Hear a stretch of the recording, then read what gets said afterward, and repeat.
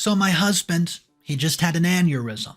He's in the hospital facing some serious life-threatening moments, and you would think his mom would want to be there to support him and see him, but oh no, it's quite the opposite, because I didn't tell you, she doesn't really love him.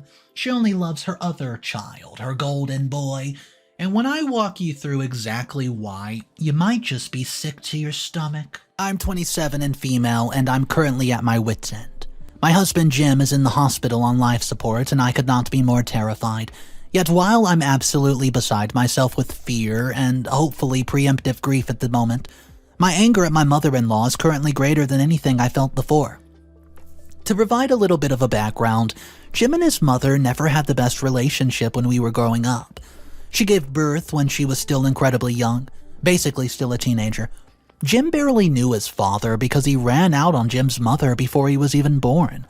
While I can only imagine how terrible that must have been for her, she's always misplaced her anger, and she blamed Jim for the fact that she had to drop out of college.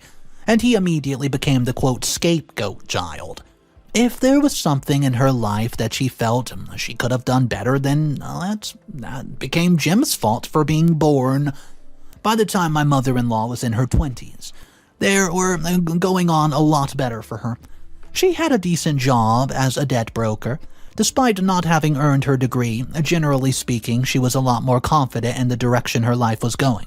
Perhaps too confident because she made the mistake of allowing Jim's father back into her life for a brief period. Oh boy. Although the man was in his mid-30s by then, I guess he still wasn't ready to have a kid. So when my mother-in-law became pregnant with Jim's little brother Johnny, the bozo left her all over again. Jim was old enough to vaguely remember the man by then, but Johnny was spirated over having to meet the guy who denied them both a father.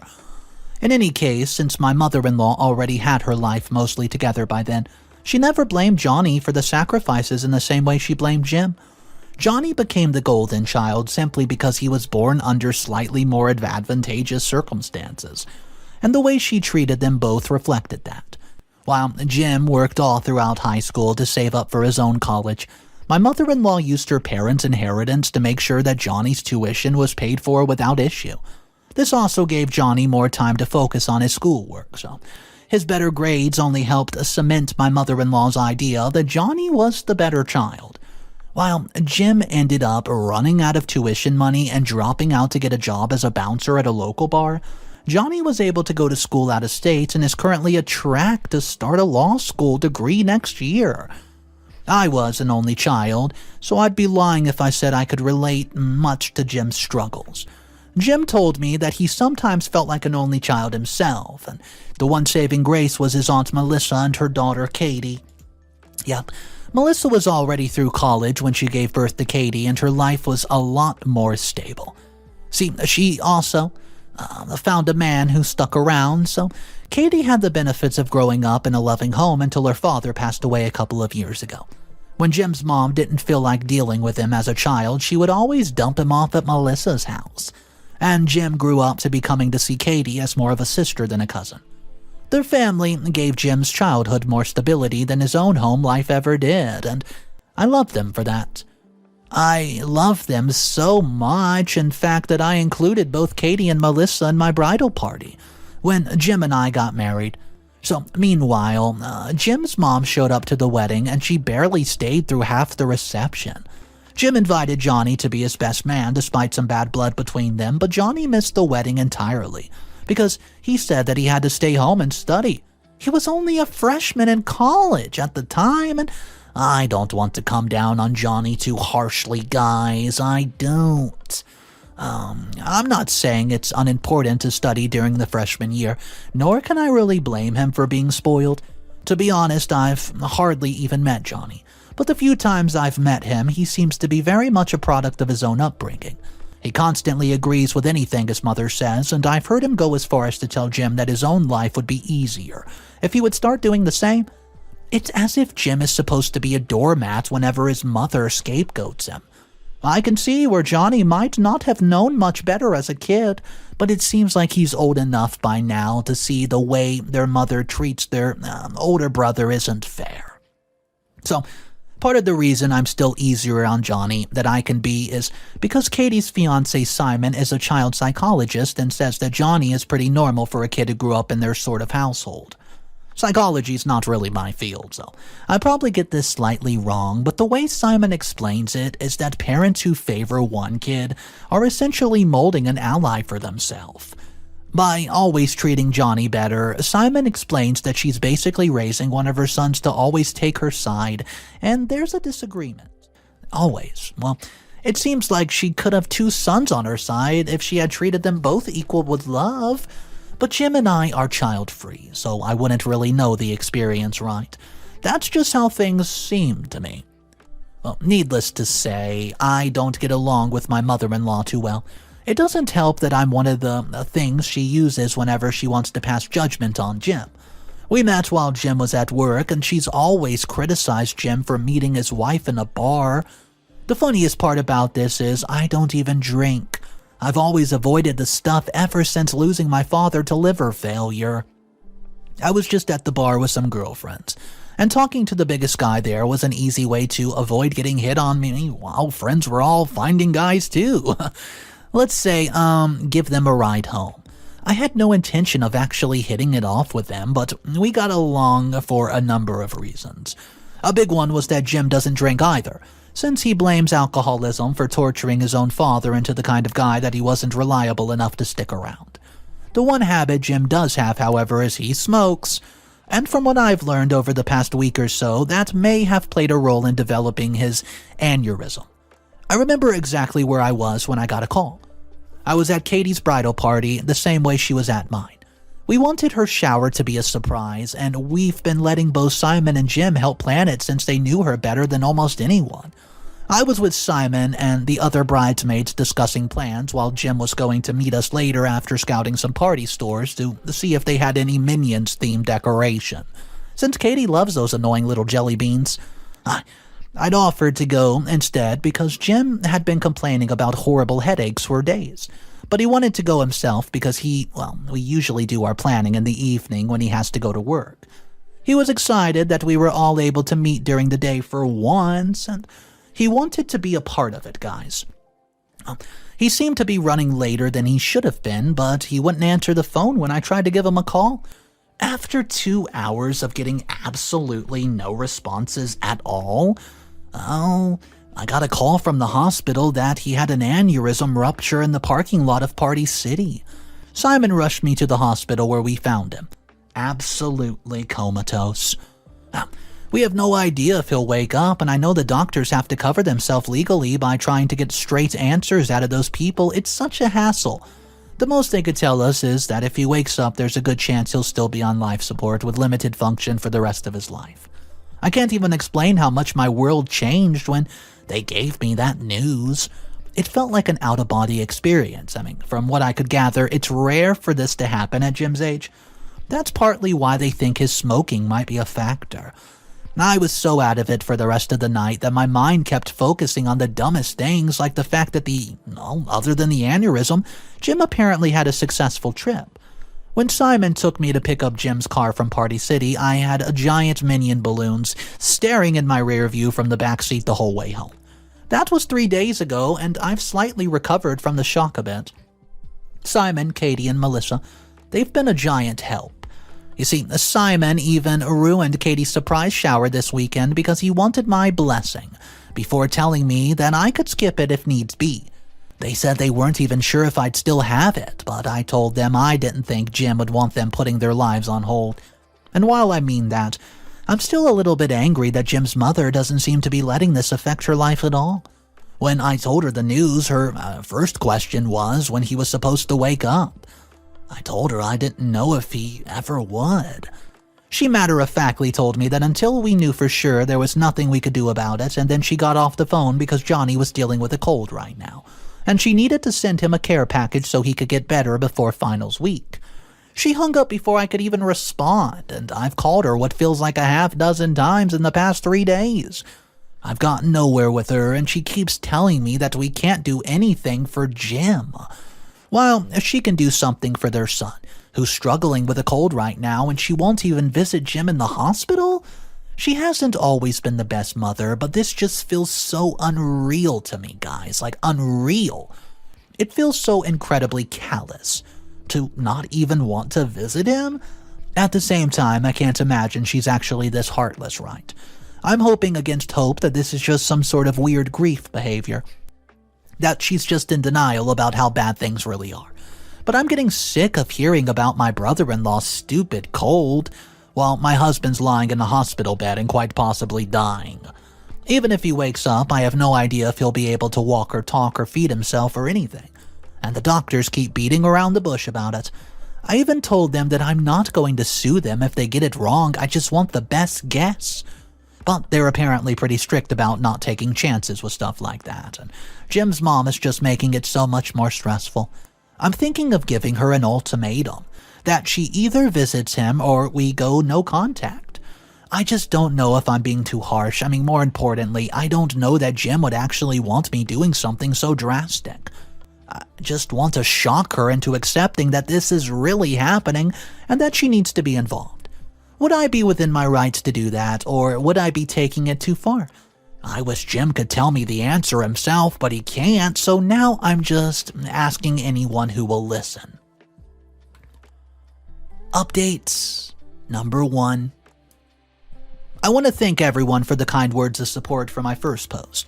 Before I updated on the situation with my mother-in-law, I should touch on the situation with my husband. First of all, I've learned that it's possible to get a straight answer from the doctors. Apparently, it's all a semantics game. When I ask the likelihood of him making it through, they can't answer. But it seems they can answer in numbers, and when I ask what percentage of people make it after falling comatose from a ruptured aneurysm, well, the outlook is grim.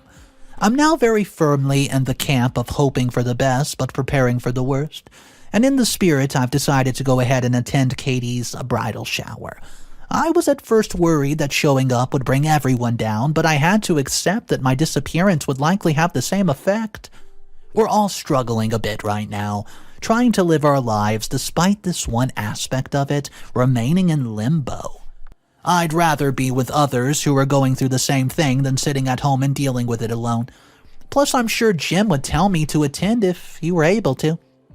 My mother-in-law was there too, which for some reason took me by surprise, and I guess the fact that she still hasn't made it to visit her son at the hospital made it seem unlikely that she would be at the shower to support her niece. Simon was also there, which I know is unusual sometimes, but we all agreed that he deserved to be there after doing so much to help us plan it. Jim would have been there too, if we had given him the option. At the beginning of the evening, I mostly avoided my mother-in-law because I was still mad at her. But Katie kind of caught on to this and pulled me aside to tell me that maybe I was being too hard on her. Well, just maybe. And, like I'd already considered, Katie figured that her aunt was just struggling with grief. I hate it that Katie could see the enmity between us, and I don't like the idea that my avoidance was causing distress at her own shower. So I decided to approach my mother-in-law and apologize for trying to pressure her to visit Jim before she was ready. I felt like the most humane way to handle the situation was that. Well, I wasn't really expecting her reaction. She screamed at me right in the middle of the shower. "How dare you guilt-trip me when I'm dealing with my son's illness?" I didn't know what to say since that's exactly what I was trying to apologize for, but then she kept going. "He barely just got into law school, and now he might be too sick to even finish his bachelor's degree." That's when I realized she wasn't talking about Jim. She was still obsessing over Johnny's cold, and I didn't know what to say.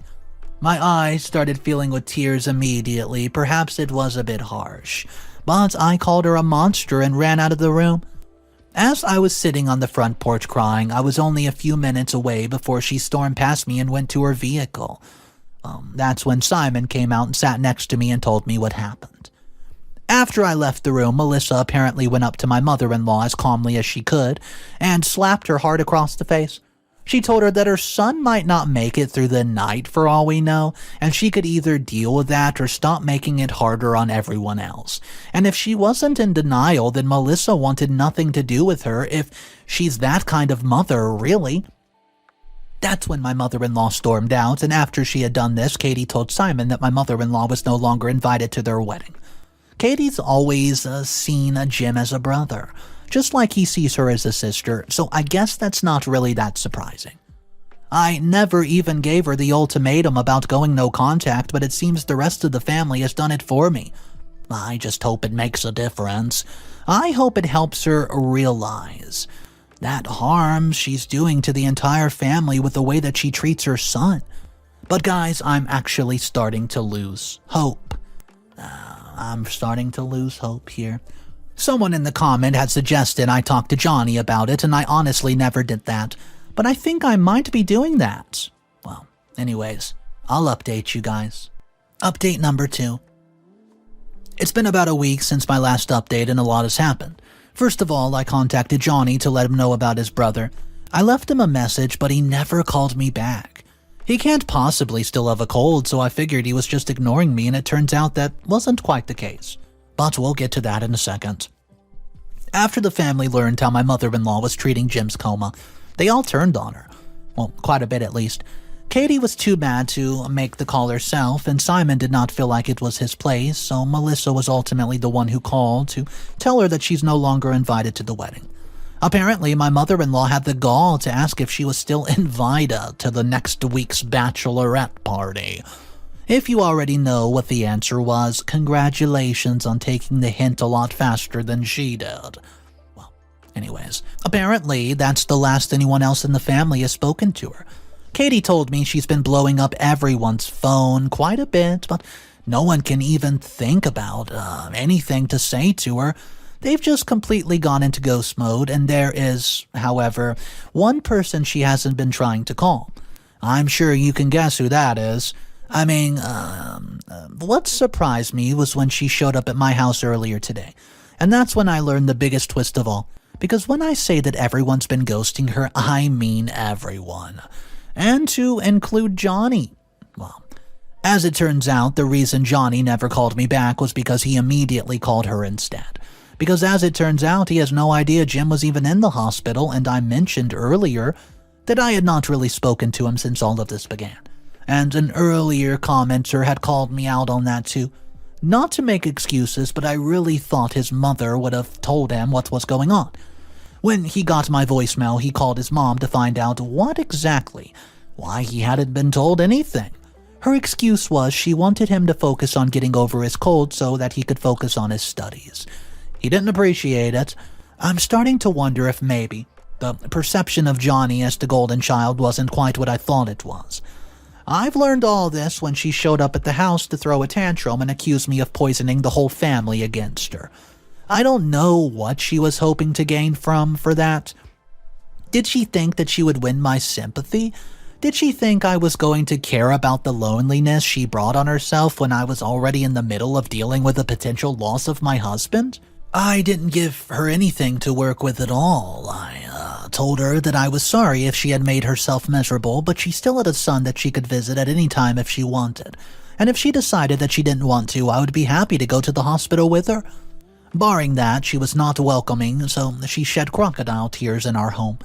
I then told her to get out or I would call the police. Her face was red as the devil, but she left quietly enough. Now, guys, I'm just alone with the stress of everything happening with Jim.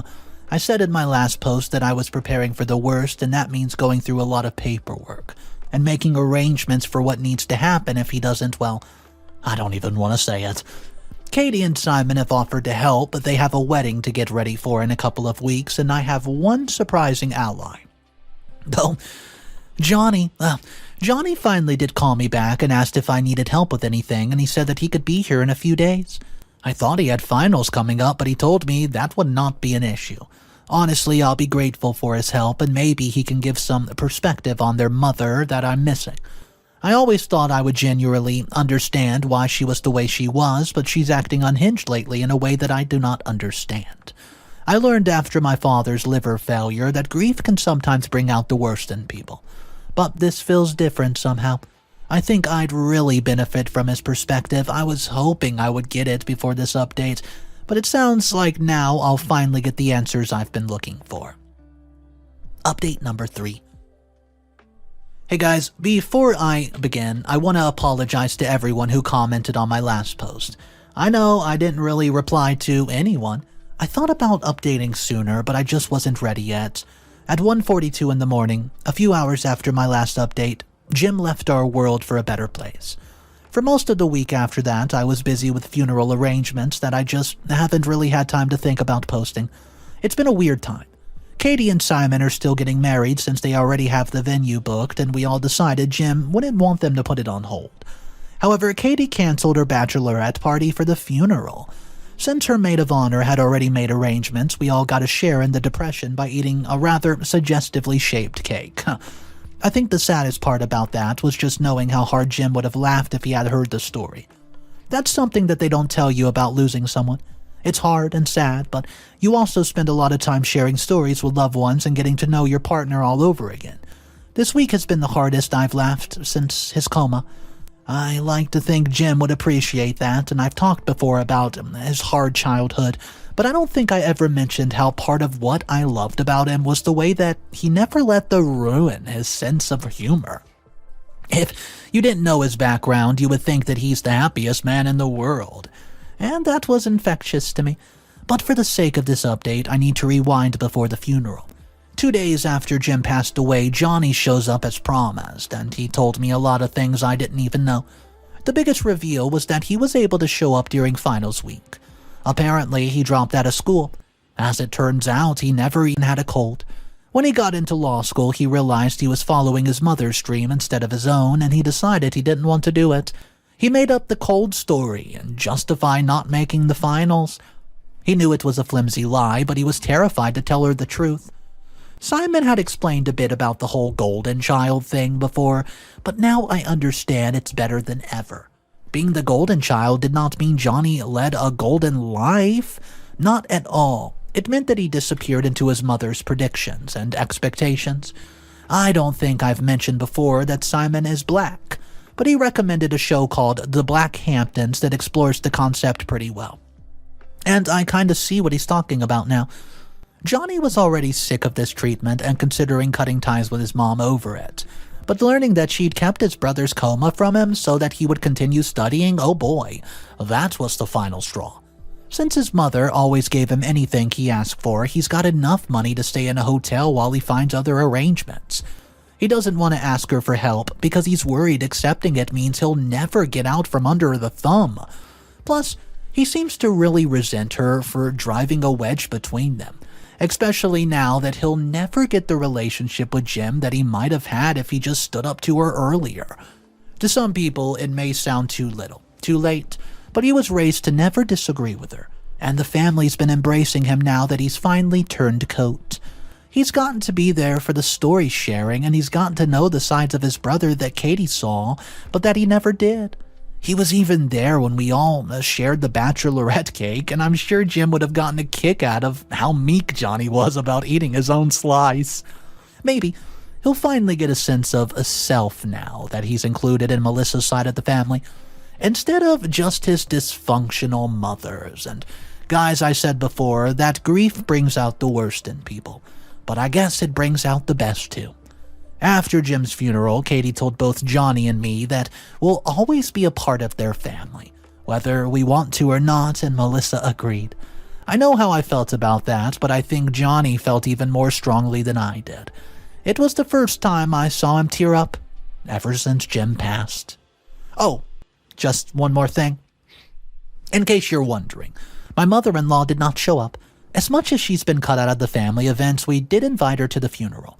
Johnny was worried about it because he was scared she would learn why he had gotten there so soon after the finals he was supposed to be doing, but it turned out not to really be an issue. I think she's actually given up on being a part of the family in total. We're all suffering a big loss right now, but it's brought us closer together, and there's a wedding right now around the corner, so at least we have something to celebrate in the wake of all this sadness. If that's the best I can give for a final update, I suppose it'll have to do.